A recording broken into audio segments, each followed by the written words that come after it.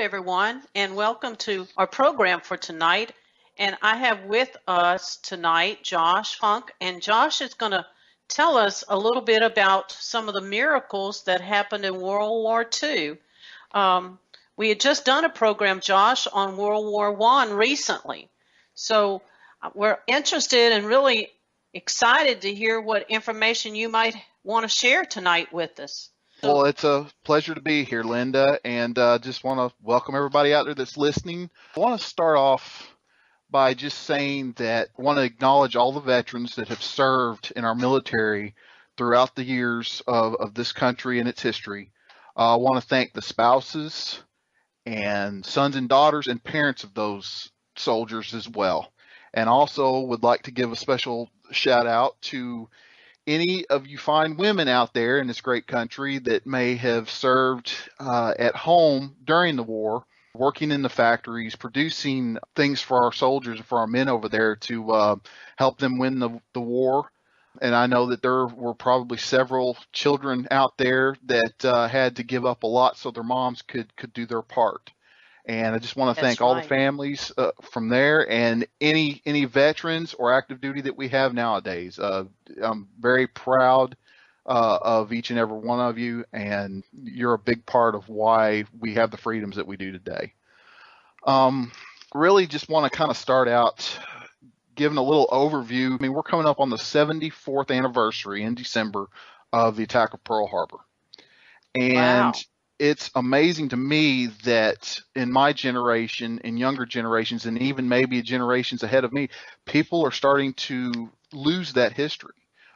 We don't know as much about it now as, say, people growing up in the 50s and 60s. It was commonplace. Stories were told in the households. They didn't have to go to school to learn about it. You know, the stories were there because there was probably, I don't think there was any American that was not affected by the war at that time. Like I said, you know, we had so many hundreds of thousands of men over there fighting. We had, you know, the spouses here working in the factories, and we had women over there working too. I don't want to knock that out. You know, they were serving with maybe the Red Cross or serving as nurses with the military, but, you know, there was so much contribution, and to start losing that history is a travesty. People are forgetting too, Germany was not a second-rate power. They weren't this little country that just had a few tanks and some airplanes and were over there stirring up trouble. They were the military might going into World War II in 1939 and 1940 when the war was really getting started in Europe. They were producing thousands and thousands of tanks and airplanes. They were going in all directions. They were going towards Russia. They were going east when they invaded the Eastern European nations and trying to make the push into Russia. They were going south. They had invaded into Africa. They were everywhere. They had pushed north up, taken over Belgium and the Netherlands. And they were really getting ready to set up an invasion of Great Britain. Exactly. And it says in 1941, just to give you a comparison of how they were able to maintain this in their war production, in 1941, they produced roughly about 38,000 tanks and close to 9,000 aircraft for their Luftwaffe. In 1944, when we were actually pushing them back, they had produced 20,000 new tanks and 35,000 new combat aircraft. So they were still getting the resources. The fact that we were able to push them back and to ultimately defeat them is a miracle in itself, because the Germans, the way they engineer things, they have just always been advanced over everyone. Another thing to consider is America was just 10, 15 years coming out of a depression. We were not near the power that Germany was at that time. Absolutely right. And and that is another testament. God was preparing this nation for this war way before it even started, way before Hitler even come on the scene.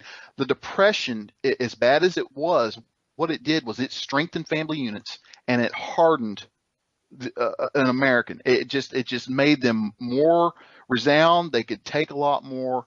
We know that there was farmers before then that they struggled and they worked very hard to provide for their families, and it was the husband and the wife working together. And as the kids got older, they worked in the farms. But during the Depression, we had the great drought in the Midwest, in Right. Kansas and Oklahoma, and farmers were they were losing their farms. They couldn't produce food. There was just so much going on in this country before the war even started. It was called the Dust Bowl. Yeah, exactly. We had FDR, Franklin Roosevelt, come into office, and he set a lot of things straight. He did a lot to really help this country recover, and I really think he was the right president to be there for the time. Just if you look at everything he's done through history, he was really a remarkable president, and you can just tell that it was beyond just a normal human's ability to be able to achieve everything that he did. God was with him in guiding this country to get it back, because he knew this was going to be a place. This was where a lot of the descendants of Israel are now, is in this country. And because of that, God has protected this country. But really want to start off, there was a little town and a little port in France called Dunkirk. And in May of 1940, the German armies, mainly at this point, it was the Panzer divisions. This was the ground troops and the tanks that were just pushing their way west into France. And this was the invasion of France, and it didn't even really take that long to get in. But what Great Britain had done was they sent over 300,000 troops to go help the fortification of the French borders and up around the north part of France, where Belgium borders that country. And Germany had already pushed through Belgium. They were just moving so quickly that the Allied forces really at that time couldn't even keep up with how fast they were moving. Yes. But the defenses for France did not hold very long. And on 10th of May, a general called Rommel, which was one of Germany's most renowned ground generals, he wrote books. Even our generals during World War II had read his book on the tank and the fighting man, and how to deal with invasion forces, how to hold defenses. And he was really just a military genius. And he was leading this blitzkrieg into France, where they just demolished the defense forces, and it was forcing the French to retreat deeper into their country. And the units from Great Britain were kind of held up where they had been defending this close gap in the English Channel where France and Great Britain are separated. Okay. Dunkirk is located just at the north tip of France, just right west of the Belgian border. And right there, the soldiers from Great Britain had retreated to that point, knowing that the defenses wouldn't hold. They couldn't hold them off, and they had to retreat to this point. Right. Once they found out that there was no stopping, and when Great Britain was not capable of being able to evacuate all their soldiers in time. They were estimating they were going to be able to get 20 to 30,000 men out of over 300,000. And that's just that was catastrophic losses. But several miracles actually happened to allow nearly 335,000 British soldiers to retreat to their home soil. On May 26th, King George requested a national day of prayer. He broadcasted it over the nations, and he wanted everyone to commit their prayers to God and asking for the rescue of the men, that it would be successful, and they knew they were just going to be overwhelmed. And on that day, the whole nation came together. They sent out their prayers, and all of a sudden the miracle started happening. It first happened when Rommel had the soldiers there. They had the water to their backs. They had no way of escaping, and they were completely surrounded by German troops, tanks. They were outmanned, outgunned. There was just no escaping it. And Hitler stepped in for no reason and ordered them to stop. He sure did. Isn't that unbelievable? It's just, and the way he thought, he was so overtaken with air power. He loved his planes. He loved his Luftwaffe, and he thought that was all he needed to win a war. and he always disregarded the ground troops and the tank assaults during the whole war. There's countless stories of how he thought they were secondary. He always wanted the air power to go in first for the glory of it. And that was the way he thought. And after overruling his generals, they were all sitting there telling him that they could have taken them. It probably would have taken a day, and they would have completely either wiped out or captured every one of the British soldiers. Right after that, on Tuesday, May 28th, a unprecedented storm came through the English Channel and completely grounded any type of air support from either side. They said it was unprecedented at the time. They had not seen a storm this great in centuries. In that season. Yes, I mean it just was unheard of to happen then for it to be that strong. It came out of nowhere. They could not predict it. The Germans had the capability of predicting weather just like the Allies did, and they did not see this coming. Hitler had no idea that it was going to happen. The English didn't know that it was going to happen, and they said it was like all-out fury. Reports from several of the soldiers from that event said it was like all-out fury. It was like being in a hurricane outside on the beach. Right. So right. If you've ever experienced any kind of severe storm, you know that you head for cover immediately. Well, all these men, hundreds of thousands of men, are out there in the open, and they're getting pummeled by this storm. But it was keeping them alive. Right. And not only the problem was the only port was actually in Dunkirk, and they were west of Dunkirk, and they were trying to get there before the Germans did so they could evacuate. That was the only way they could get ships in and out to get them back to England. And what this storm allowed them to do, it allowed them to sneak under the cover of the storm, and they were actually able to march into Dunkirk and beat the Germans there because the Germans couldn't move. Right. Once they got to this port, all of a sudden the storm that was just so out of this world strong had just disappeared. And this was the most amazing thing I'd ever heard. Now, I've never been to England, but I know how the English Channel is. Even on a nice day, it's choppy, severe waves, and especially at this part of the English Channel, it's very rough seas all the time. It's never calm. You know, Josh, I just can tell you that throughout the history of Israel, this has been the same story. I mean, exactly. It's circular. It's just the same thing happened in the American Revolution. The same thing happened in the War of 1812, and the wars that Israel had in Parthia, the wars that they had with Rome. It's just God when Yahweh sees that Israel is repentant and they are willing and they are, I guess, the underdogs, he intervenes every time. I mean, it's just the most amazing thing that has happened through our history. And I think it's so sad, really, that our people just do not know these things. You know, we're still learning, Linda. We are still trying to learn, and we're constantly trying to learn about this. But it is very important because when you hear these stories and when you know the details of them, where have I heard that story before? Well, if you read your Bible, you hear these stories. The reason they sound familiar is because, like you said, it's the same thing, the same type of intervention.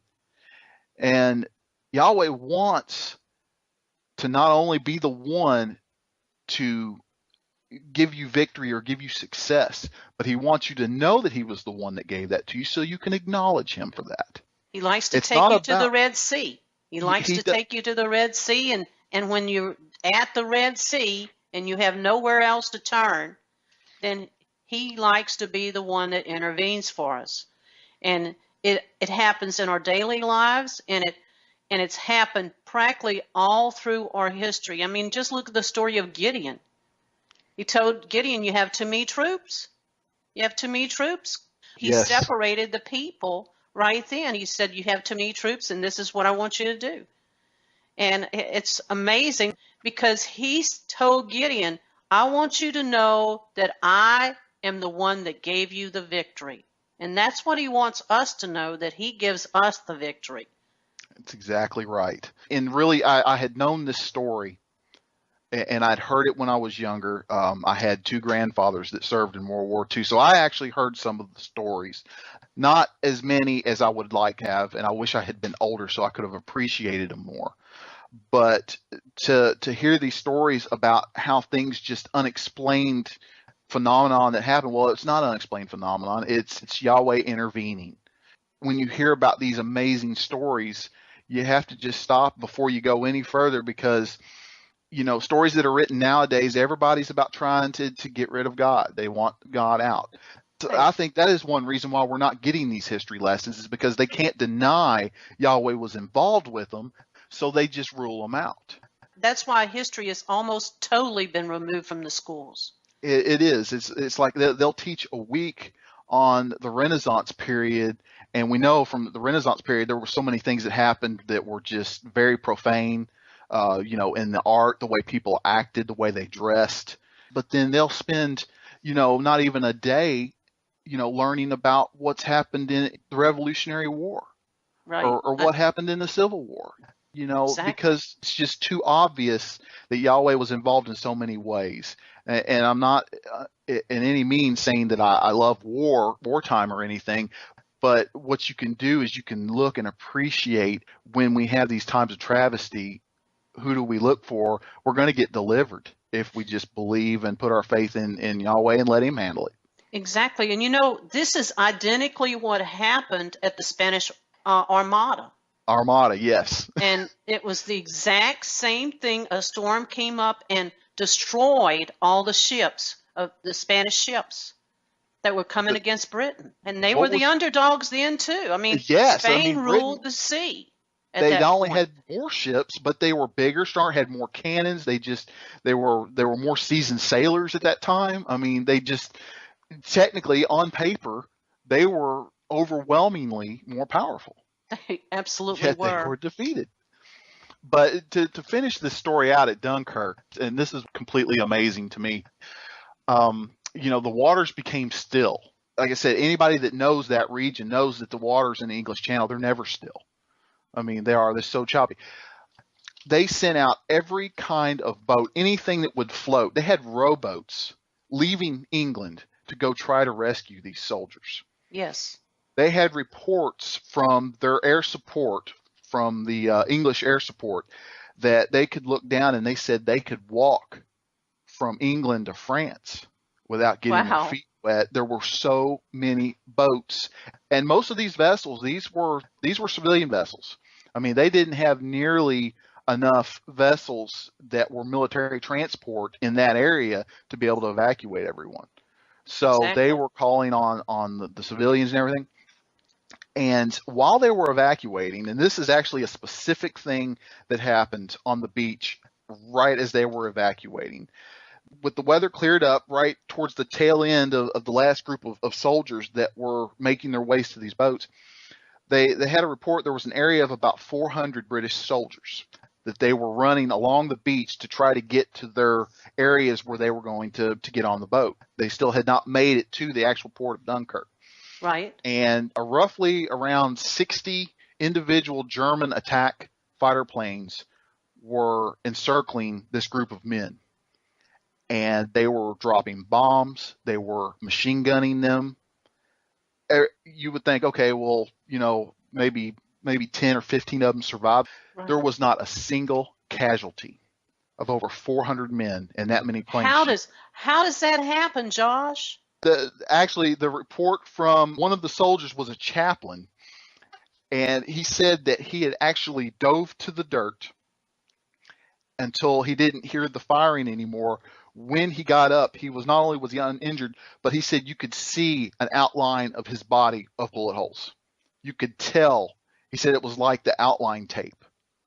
Wow. Of just how it was drawn in the beach around his body. There was not a single casualty. Not one. How does that happen? I mean, it's just not even possible unless God intervenes. And God has been so involved with this country, and so many people just do not realize it. Oh, It's I just, know. It's and not just this country, but with Europe and with France, and he was rescuing France. He And was. Well, and not only that, and when people think of World War II and they think about history, they don't realize also that it wasn't just Great Britain and America and then later and then Russia. After we were able to liberate France, there were small groups of resistance fighters, and then we were able to take back France. But we had Canada fighting alongside us. There was a exactly, specific beach on Normandy. There were 5 beaches. There were 2 for America, 2 for Great Britain, and one of the beaches was actually taken by Canadian forces in the right, invasion of right. Normandy. We had countless amounts of help from national Australians in the Pacific theater when we were fighting Japan. It was those people that actually they knew all the tribes. The islands were covered with tribes, and it was those people that actually knew their way around the islands. They knew where islands were that our military didn't even know where they were. They knew how to navigate. They knew where Japan would be setting up and hiding.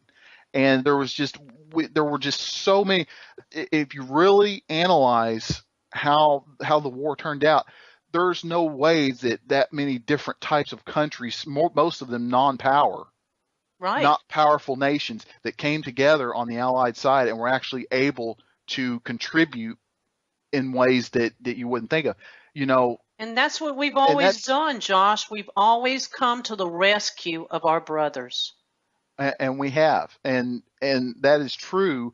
But coming from another perspective, Yahweh knew what nations needed to come together to be able to successfully fight the Axis powers. Absolutely. The way we were brought into the war, the way that the Australians, that was a penal colony for Great Britain for many, many years before they became their own nation. Right. So they felt a kindred spirit with the people from England.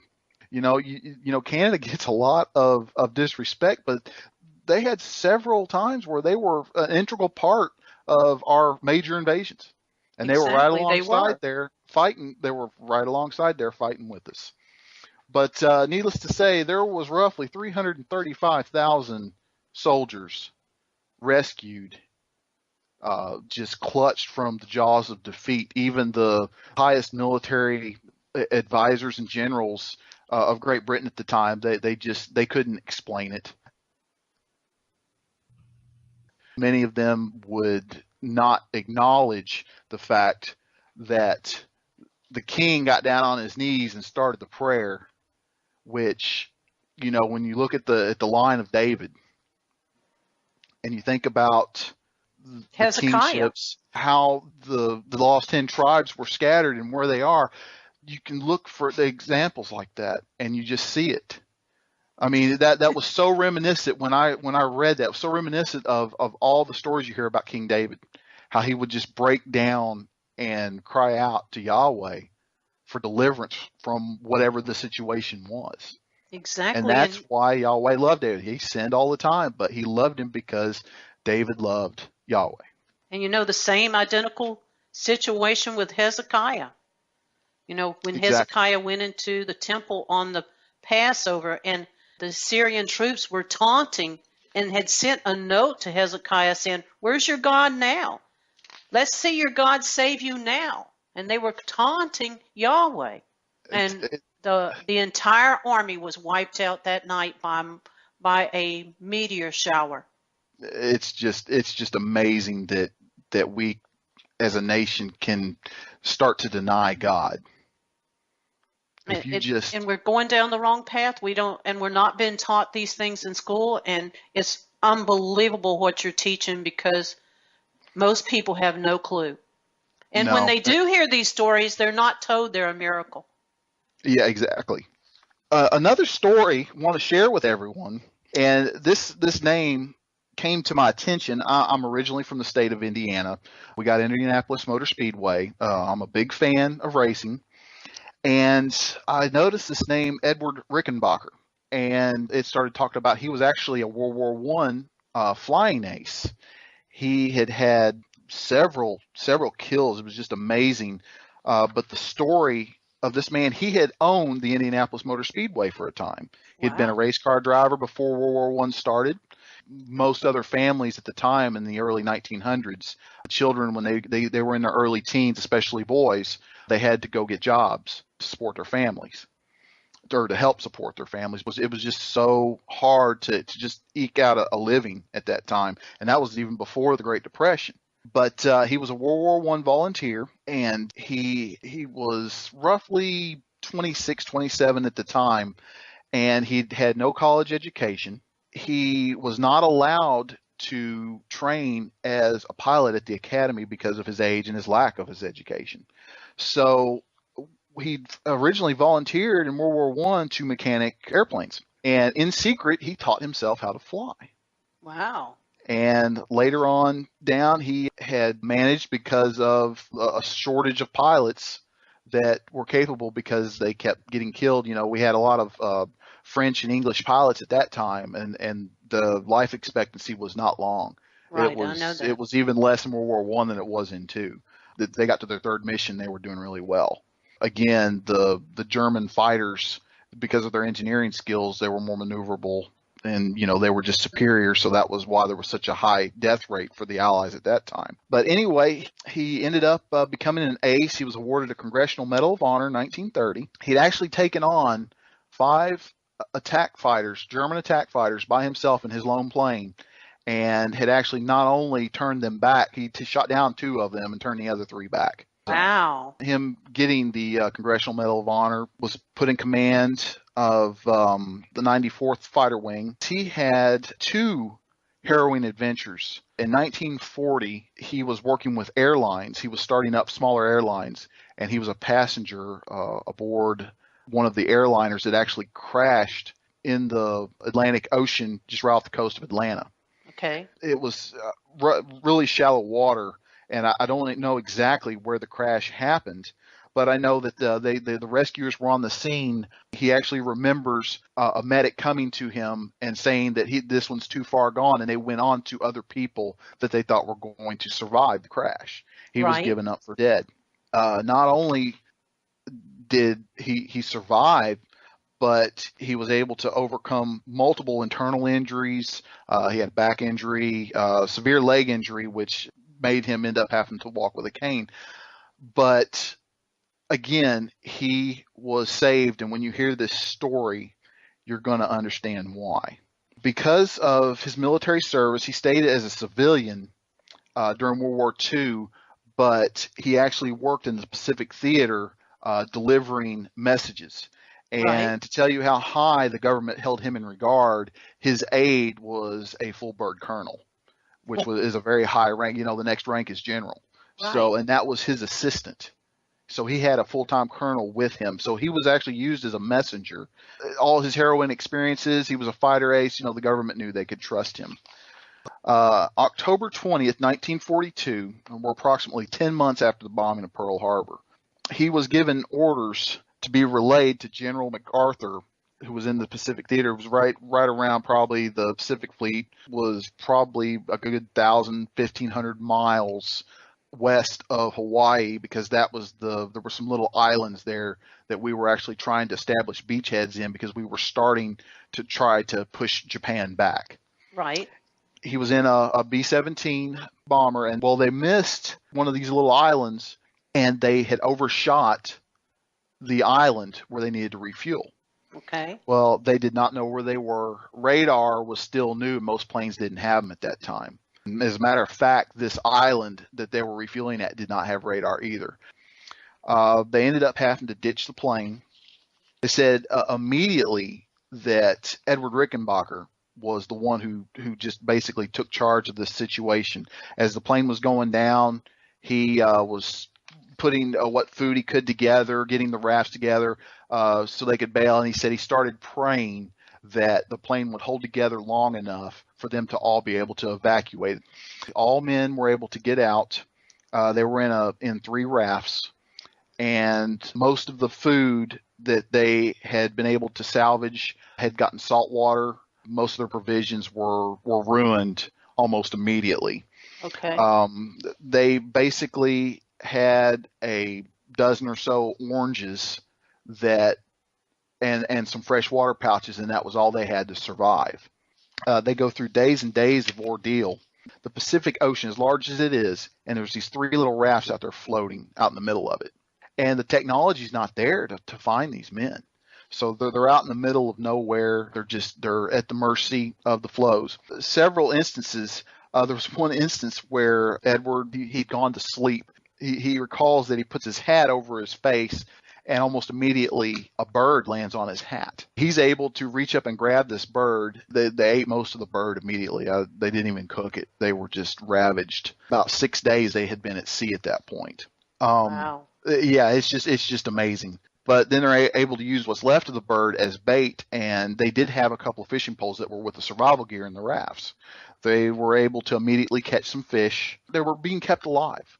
Right. They were being brought to the brink, but every time they were just about done, God would intervene. something happened. He had intervened. They had an instance where there was a shark. One of the men had been wounded when they had gotten off the plane. The blood had started getting into the water, and they started feeling bumps on their rafts. Well, you know what that means, are sharks. Right. It turns out that the sharks were just bumping up against the rafts to rub the parasites off of them. They weren't in a feeding frenzy mode at all. They weren't attacking the rafts or anything. They were just brushing the rafts to clean themselves. Wow. And they said these were 10, 12-foot sharks. The thing about Edward Rickenbacker, he had not been to church since his days as a boy in Sunday school, but he had always been devoutly faithful. He was every day he prayed and read his Bible. He was very much a God-fearing man. 2 of these 8 survivors were atheists, but he insisted that they start reciting passages from memory, and they would have prayer 3 times a day. But when they first started doing this, that was when the bird landed on his hat. Wow. He said after every time they prayed, something happened to help these men along. They would just run out of fresh water, and then a storm would come along and fill the rafts with fresh water. Wow. The first rescue happened when the captain of the aircraft break off that it was better chances of them being found. And on the 20th day, he was found. And once they found him, they knew that they had survived the plane crash and that they could start sending people out to search for them. The second raft, and it had one individual in it, and he had actually made it to an island where the local tribes had found him, and they were with the Allies. They did lose one man, but for 7 out of 8 to be at sea, basically 23 days without any provisions. That's an unbelievable story. One of the soldiers' name that was a part of the crew on the plane, his name was Whitaker. He was the one that had been the most resistant to the prayers. And when he was rescued, he said, "It was my newfound faith in God that sustained me. Of this I'm sure. I am now a believer." And that's something. And you know, if you think about other stories that you read in the Bible, there are non-believers, and how he puts them through these trials to even just to save one man. Now, you know, he protected 7 of the 8 others. They kept their faith up. The miracle is that someone can go through an ordeal like that. Exactly. And then the ones that do survive are the ones that had Yahweh's help. What a wonderful story. These were very devout. These were very strong people. This country goes through the Great Depression, and it's brought back, and then we get forced into a war, and we don't have the military strength to go up against Germany at the start of the war. We don't need any of that. We have the faith in Yahweh, and we have to trust that the trials that we go through as people are for our own good, and that we are going to get strengthened someday. We might not know right then and there why we're going through those trials, but if we can learn to stop trying to fix it ourselves and just to get down on our knees and pray, Yahweh, get us through this, He's going to bring us through it.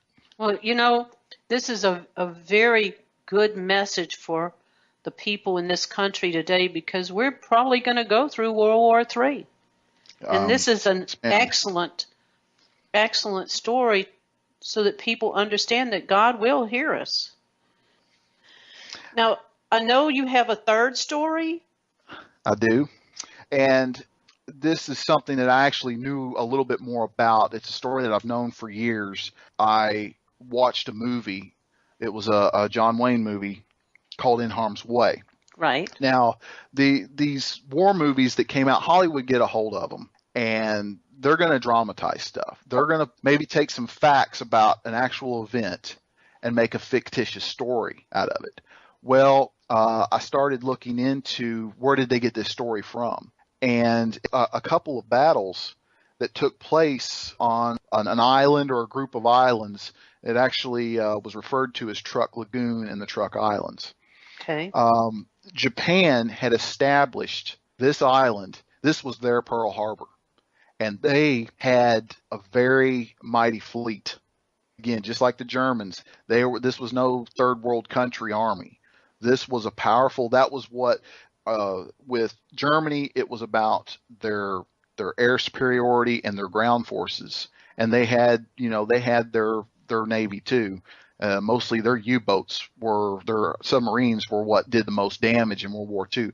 But for Japan, it was their aircraft and their aircraft carriers. They had produced 2 battleships at the start of the war. That just to give you a comparison to our battleship, they weigh these boats up in displacement tonnage of how much they weigh and how much water they will displace when they're afloat. Okay, the Missouri, which is one of our most renowned battleships, was actually where the Japan surrendered, was on the deck of the Missouri. Right. In World War II. That had a tonnage of 45,000 pounds. The Japanese had built 2 that were 70,000 tons. I mean, we're getting close to being twice as big as our mightiest battleship.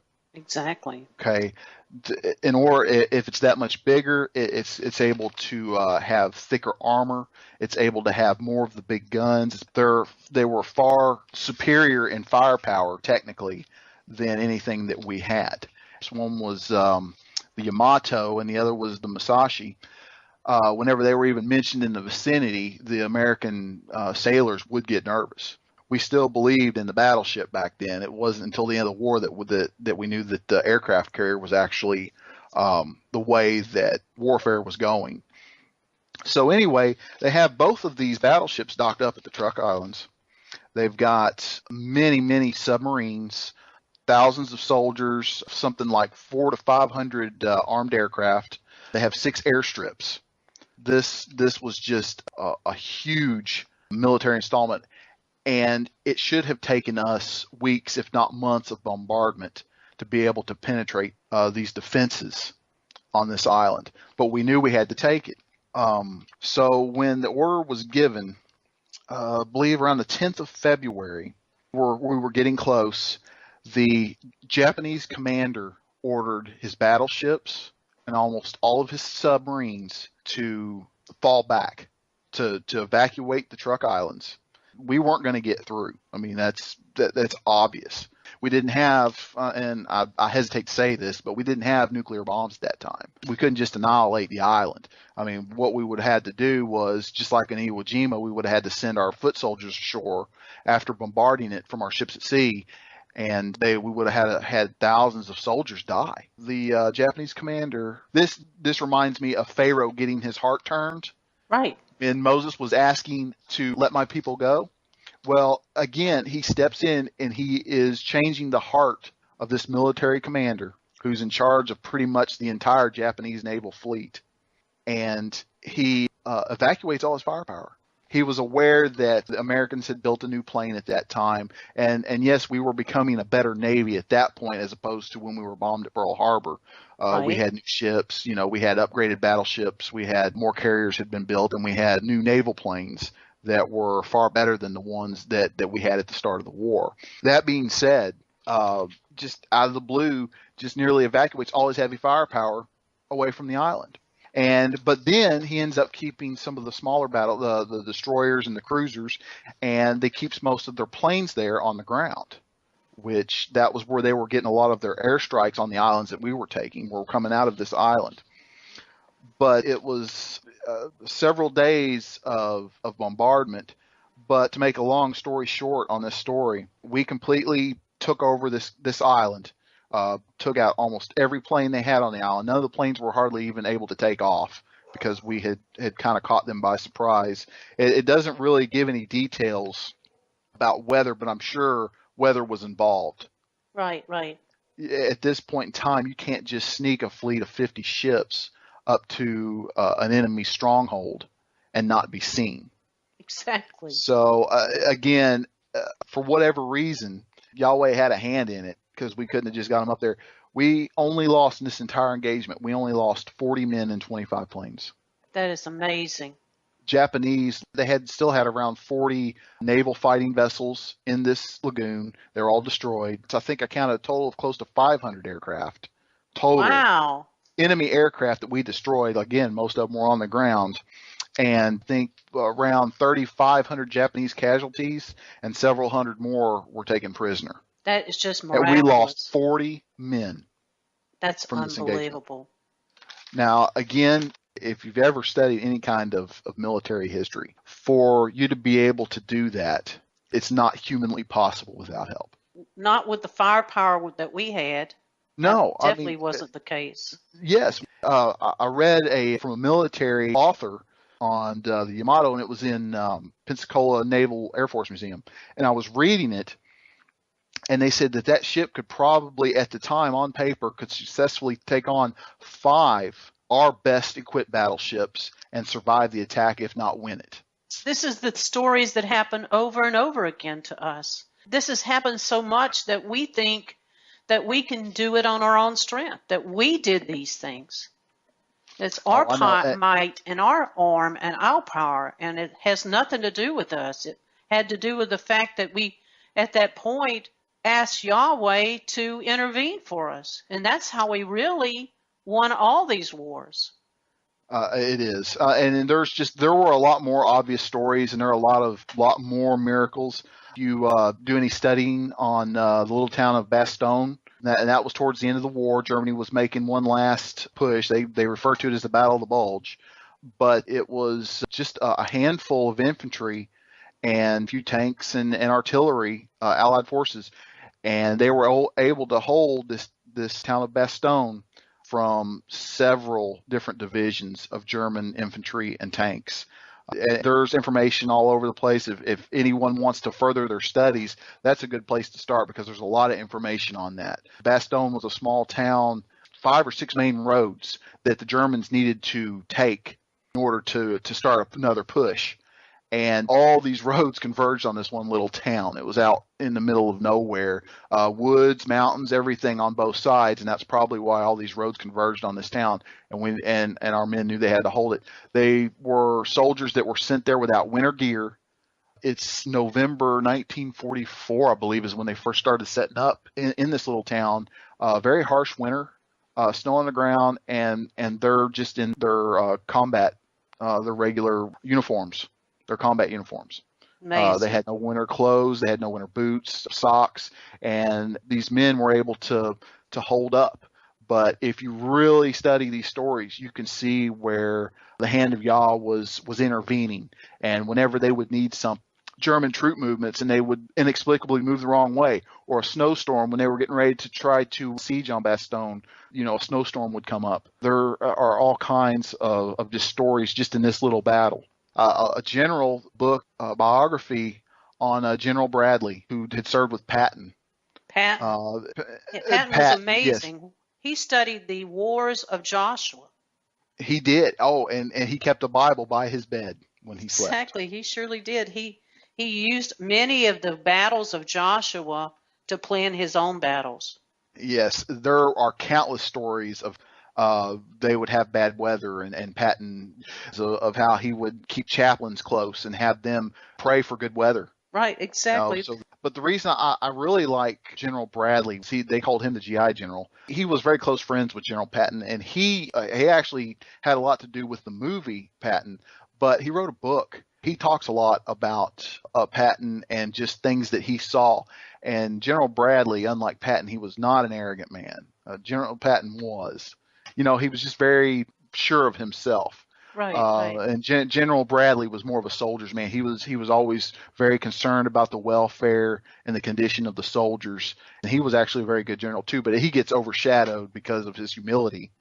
but you can see where I think Yahweh blessed him on several accounts Exactly. because of his humility. He was a general that hated war. He loved his fellow man. You think about the passage, love your neighbor as yourself. That's part of that is just loving your fellow man, and you could just see that in him. You can find all kinds of just examples of soldiers who were humbled, who had divine intervention. 400 men being on a beach, getting shot by 60 planes, and none of them die. That's just unbelievable. That is amazing. That Right. is amazing. Well, Josh, I just thank you so much for coming on and sharing this information with us. I just think these stories are just outstanding examples of how our country has always in the past looked to God. We need to turn around and start looking to God again. We do. I thank you for inviting me. We'll have to have you back on again. Well, I'll be looking forward to it. Well, we're going to go ahead and close now. We're going to say blessings to all and good night. Good night.